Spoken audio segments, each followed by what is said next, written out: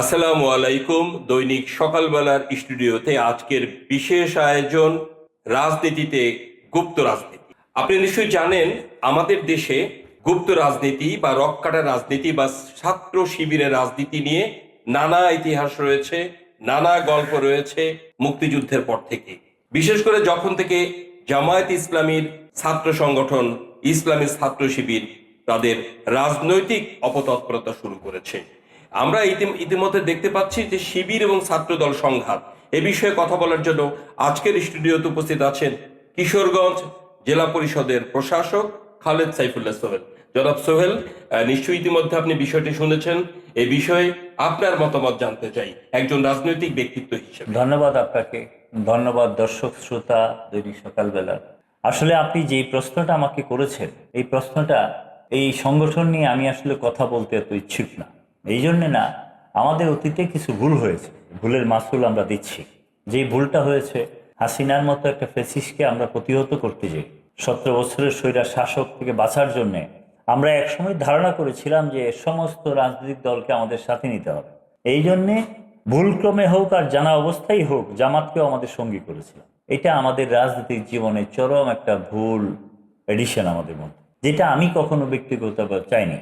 আমার দল যেহেতু অন করেছিল, এই জন্য আমি কোনো কথা বলিনি। বাট এখন সময় আছে সেই কথা বলার।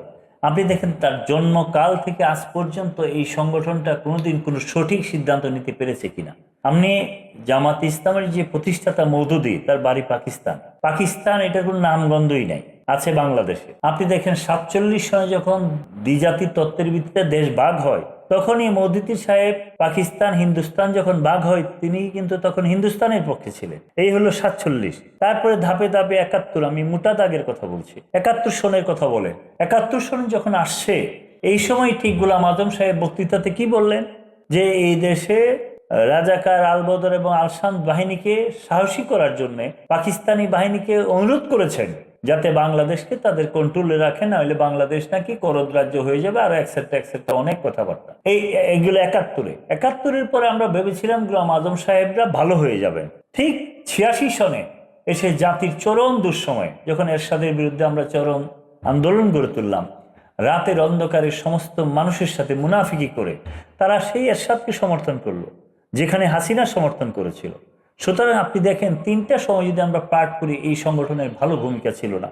এই হলো জামাত, অনেকটা মির্জাফরের ভূমিকা ছিল, অনেকটা আপনি ধরতে পারেন মুনাফিকি, এই কাজটাই উনাদের বড় ভূমিকাতে ছিল।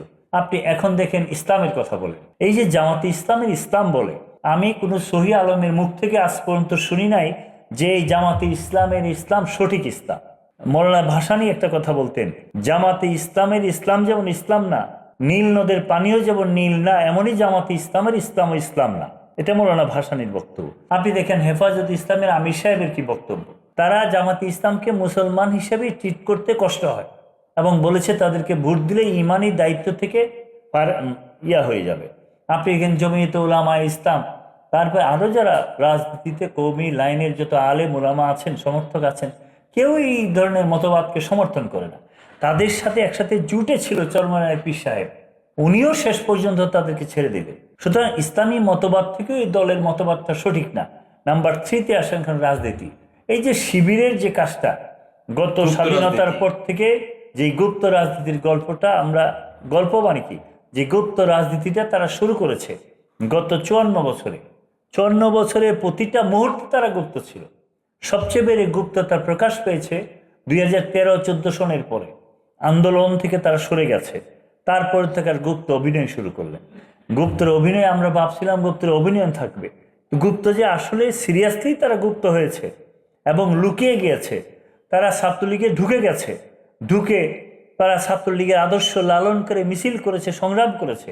তাদের এই সংগ্রাম করে 17 বছর পরে এখন এসে বের হচ্ছে, যখন বাংলার মানুষ ভাবলো একটা দেশে গণ অভ্যুত্থান হয়েছে, যার নেতৃত্ব দিয়েছেন 17 বছরে তারেক রহমান সাহেব, বিদেশ থেকে বসে দিন রাত 24 ঘন্টা তার 31 দফা কর্মসূচি ঘোষণা করেছে, তার মধ্য দিয়ে উনি সেটা করেছেন। আপনি বলেন যে তারেক সাহেব এটার নেতৃত্ব যদি না দিতেন, আমি আপনার সামনে জাতিকে সাক্ষী রেখে বলতে পারি এই আন্দোলন কোনোদিন মানে জীবনেও পারবে না। এরা ঘর থেকে তালা মেরে দিয়ে ঘরে ঘুমিয়ে পড়েছিল। আমরা সেটাকে ফোকাস করলাম। আমরা যখন শেখ হাসিনার চোখে চোখ রেখে কথা বলেছি, তারা তখন আন্ডারগ্রাউন্ড পার্টি করেছে, তারা তখন গুপ্ত হয়েছে। আপনি এই গুপ্ত শিবির গত 20-30 বছরের ইতিহাস যদি আপনি ঘাটেন, আপনি দেখবেন চিটাগাং ইউনিভার্সিটিতে আমাদের কত সন্তানকে হত্যা করেছে, প্রতিটা সন্তানকে পায়ের রগ কেটে তারা হত্যা করেছে। রাজশাহী ইউনিভার্সিটিতে করেছে, প্রতিটা জায়গাতে যেখানে তারা একটু চোখ মেলতে পারে সেখানে এই কাজটা করেছে। তাদের এক নেতাকে একদিন আমি জিজ্ঞেস করেছিলাম, আপনারা পায়ের রগ কেটে দেন কেন? তারা তখন আমাকে যে ভাষায় কথাটা বলল, পায়ের রগ কাটলে যে প্যানিকটা সৃষ্টি হয়, প্যানিক সৃষ্টি করার জন্যই আমরা এই কাজটা করি এবং স্বীকারোক্তিমূলক। সুতরাং এই কাজটা করে শিবির তার আদর্শ থেকে আগে দিয়ে বিচ্যুত। এরপরে আসেন বর্তমান কথা। আপনি যারা গুপ্ত হয়ে গত 12-14 বছর যাবৎ টিকেছে, তারা বলেছে গুপ্ত হয়ে আন্দোলন করেছে। আপনিই বলেন, যদি এই গুপ্ত বাংলাদেশের সমস্ত মানুষ হতো, গুপ্ত যদি বিএনপি হয়ে যেত, তাহলে আপনি বলেন বাংলাদেশের কোনো মানুষ মুখ খুলতে পারত? জাতীয়তাবাদী ছাত্রদল যে এত কষ্ট করেছে, আমাদের এত সন্তান গুম হয়েছে, হত্যা হয়েছে, আমরা যদি গুপ্ত হয়ে যেতাম তাহলে তো সবই শেষ হয়ে যেত। আর গুপ্ত হয়ে আপনার আদর্শ লুকিয়ে আপনি বলবেন আমার আদর্শ একটা, এইভাবে করে আপনি কোনো আন্দোলনকে আর যাই হোক সাকসেসফুল করতে পারেন না।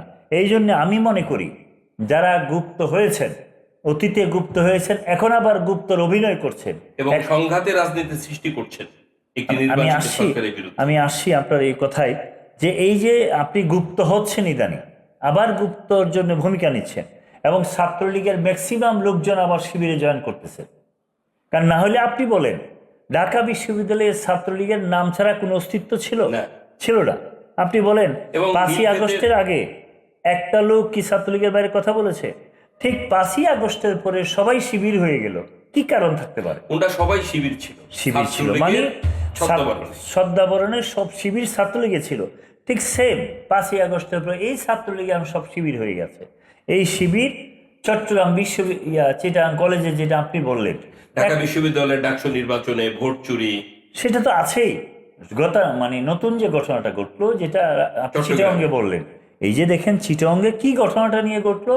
চিটাগাংয়ে ছাত্রদলের ছেলেরা ওয়ালে লিখতে গেছে যে গুপ্ত বাহিনীকে প্রতিহত করেন।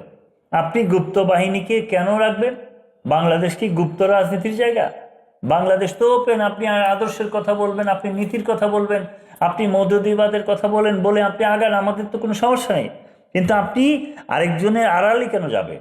আমার কাছে মনে হয় যে অতীতে যারা গুপ্ত ছিল তাদেরকে গুপ্ত আইন করে আইনের আওতায় আনতে হবে এবং ভবিষ্যতের জন্যে গুপ্ত আইন একটা এমন শক্তিশালী আইন করতে হবে যাতে কোনো অবস্থাতেই শিবিরের মধ্যে যদি কোনো ছাত্রলীগ লুকিয়ে থাকে তাদেরকে যেন সেটার আন্ডারে আনা যায় এবং ভবিষ্যতে আর কোনোদিন যেন এই শিবির আবার ছাত্রলীগের মধ্যে ঢুকতে না পারে।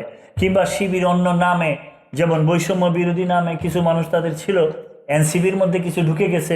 এনসিপি তো এখন তাদের সেকেন্ড পার্ট, এখন তাদের আসল চেহারা ফুটেছে যে এনসিপি যারা করেছে সব এই জামাত এবং শিবিরের অর্থায়নে চলছে, এটা আজকে প্রমাণিত।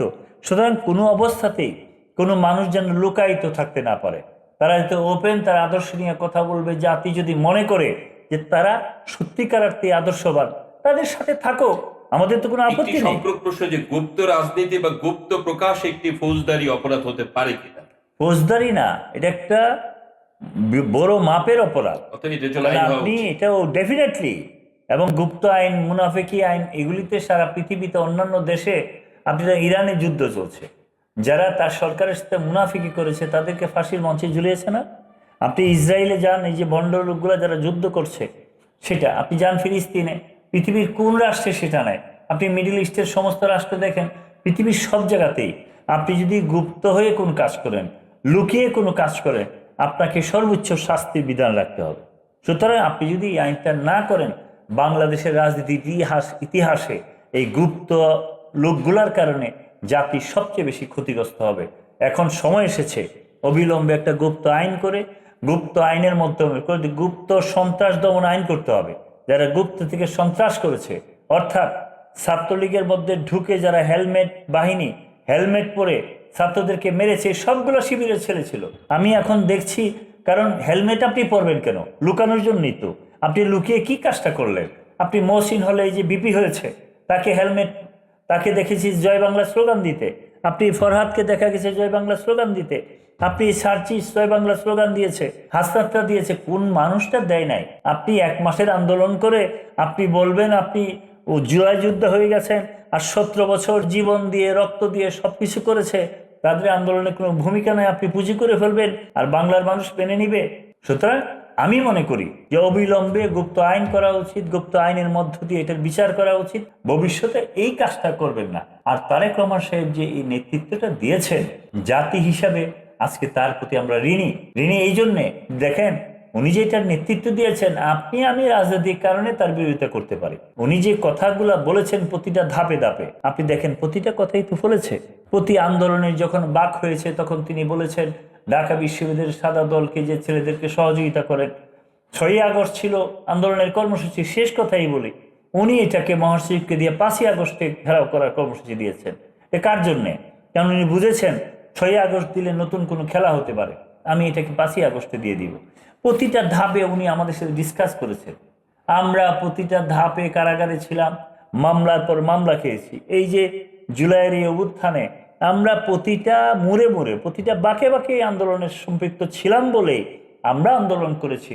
জুলাই আমাদের আন্দোলনের ফসল, এই জন্যে জনগণ সেটা বুঝেছে, এই জন্য জনগণ আমাদেরকে ভোট দিয়েছে, আমাদেরকে ক্ষমতায় বসিয়েছে।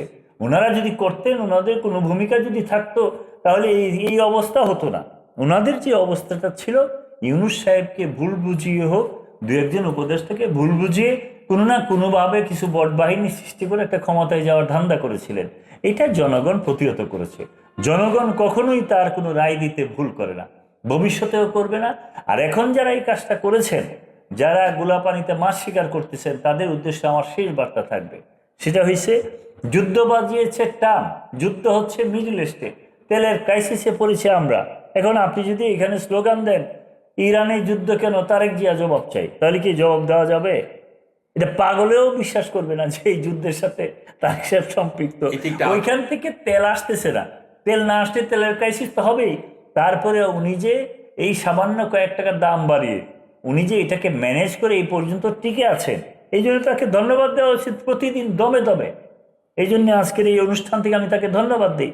এবং ভবিষ্যৎ ম্যানেজমেন্টে এমন বঙ্গুর একটা অর্থনীতির উপর দাঁড়িয়ে, যেখানে লুটেরা শ্রেণীর অর্থনীতি ছিল, সারা বাংলাদেশকে যারা ফুকলা করে দিয়ে গেছে এবং বিদ্যুৎ বিভাগকে যারা ধ্বংস করে দিয়ে গেছে, এই জায়গাতে দাঁড়িয়ে যে আজকে এই পর্যায়ে আসছে, এই সময়ে আর যাই হোক ধন্যবাদ না জানিয়ে গুপ্ত বলার অপরাধে রাস্তায় কথা বলবেন, স্লোগান দিবেন, তা এই বাংলাদেশে হবে না।